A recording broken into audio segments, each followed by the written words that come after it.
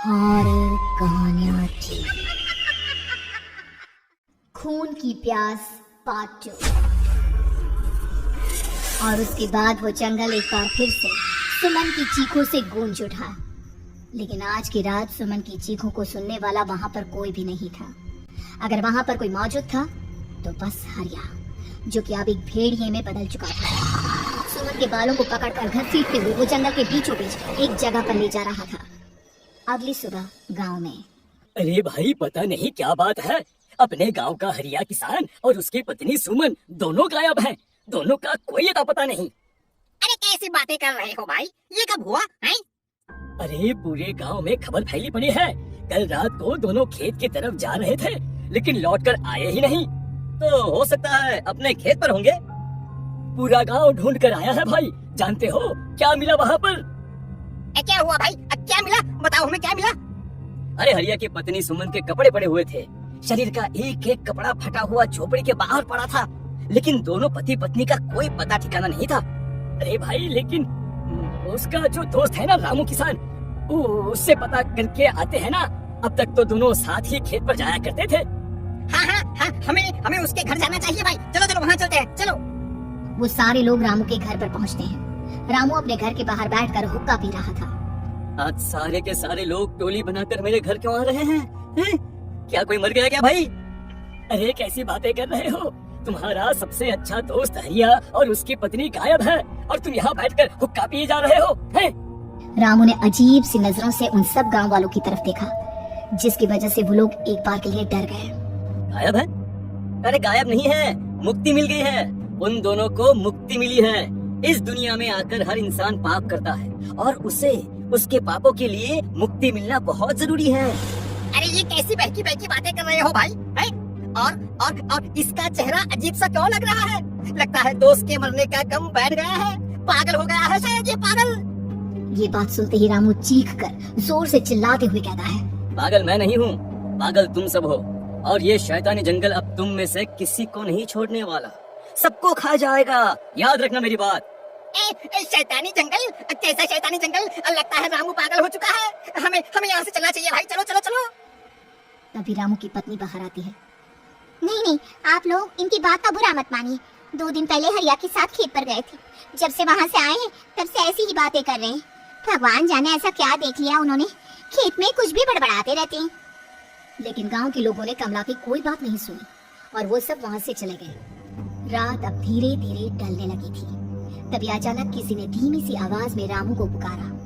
रामू, आ जाओ, मैं तुम्हारा इंतजार कर रहा हूँ। और सुनो, अपनी पत्नी को साथ लेकर आना, नहीं तो काम अधूरा रह जाएगा।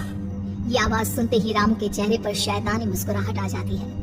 वो धीमे कदमों से अपने घर के अंदर आता है। क्या हुआ? तबीयत ठीक है ना अब आपकी? मैं तुझे अपने साथ खेत पर ले जाने आया। चल। मैं तुम्हारे साथ कहीं नहीं जाने वाली।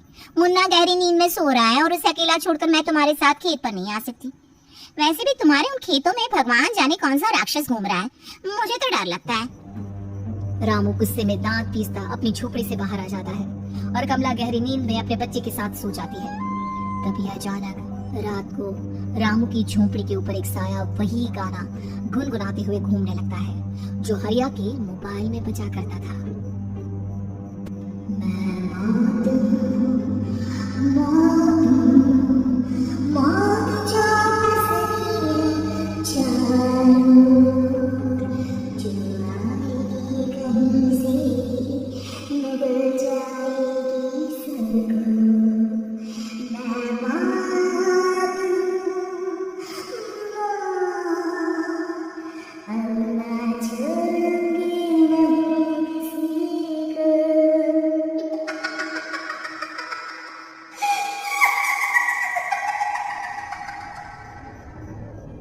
ये आवाज सुनकर रामू की पत्नी कमला की आंख खुलती है, और वो देखती है कि उसका मुन्ना अपनी जगह से गायब था।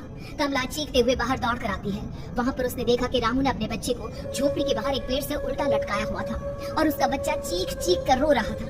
वहीं दूसरी तरफ एक साया बच्चे के ठीक नीचे आग जलाकर उसके चारों तरफ हैवानों की तरफ नाच रहा था।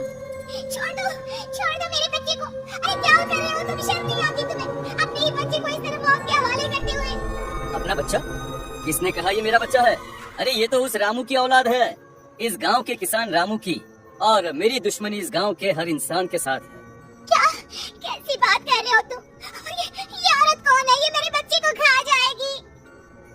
तभी अचानक से उस साया ने एक बेहद खतरनाक दिखने वाली औरत का रूप ले लिया और उसकी आंखों से आग निकल रही थी। सही पहचाना तूने।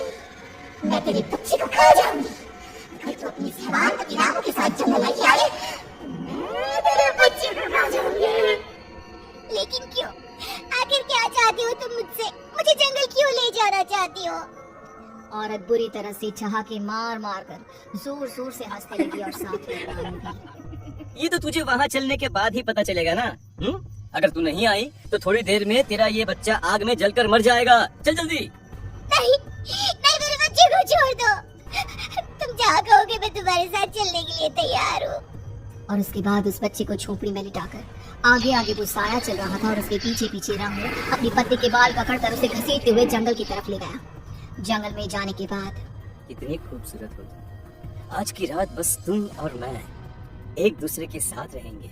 मुझे तुमसे बहुत डर लग रहा है। तुम्हें क्या हो गया है? तुम तो बिल्कुल ठीक थे। वो होगा जो हमारे बीच होना चाहिए। तो आओ आओ अपने आप को मेरे हवाले कर दो। कमला ने डर की वजह से अपनी दोनों आंखें कसकर बंद कर ली थी। रामू ने बुरी तरह से चीख कर कमला से कहा, आंखें खोलो अपनी और मेरी तरफ देखो। कमला ने जैसे ही अपनी आंखें खोली उसने देखा कि रामू एक खतरनाक हैवान में बदल चुका था। कौन हो तुम? जाने दो मुझे। क्या चाहते हो मुझसे?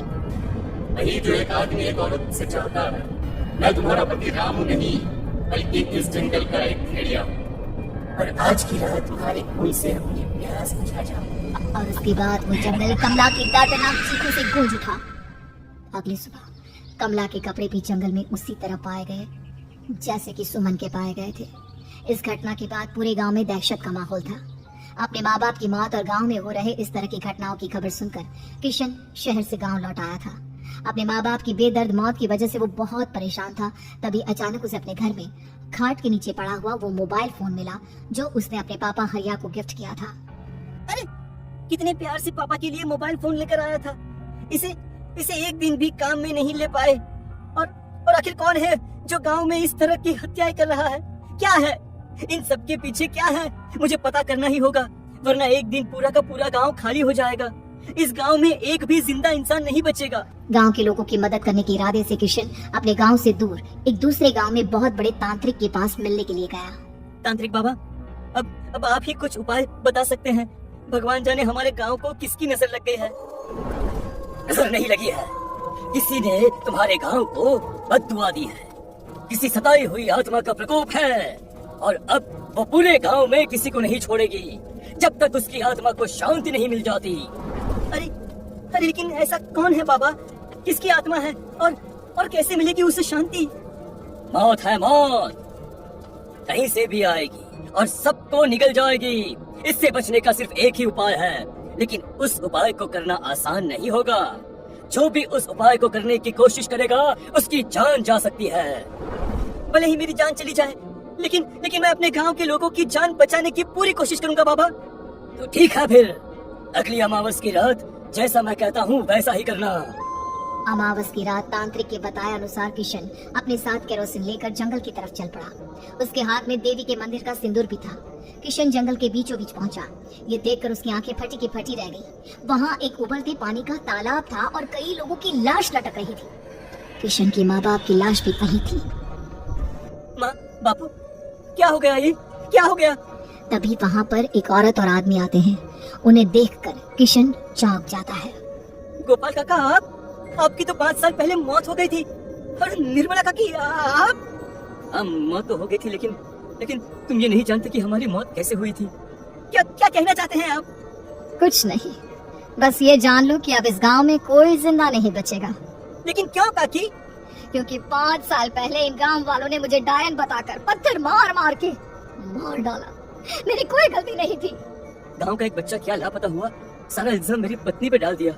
और जब मैंने निर्मला की जान बचाने की कोशिश की तो मुझे भी मार डाला।